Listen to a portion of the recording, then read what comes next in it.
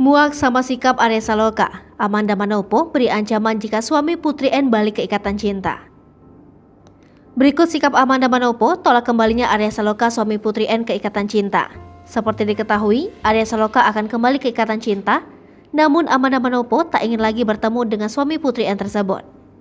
Hal ini tentu menjadi perbincangan hangat karena di saat Arya Saloka akan kembali ke ikatan cinta, Amanda Manopo mengancam akan keluar agar tak bertemu suami Putri N itu.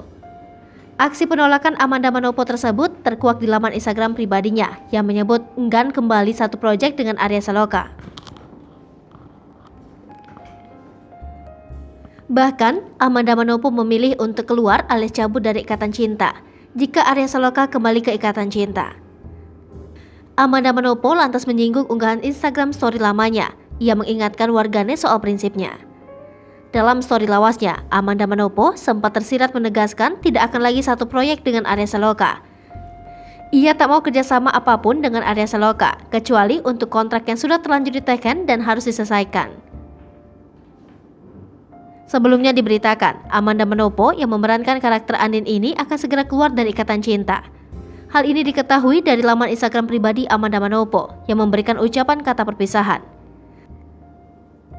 Sembari memegang selembar kertas putih yang kosong dengan nuansa warna ungu dan memegang serangkai bunga berwarna ungu, Amanda Manopo ucapkan kata perpisahan.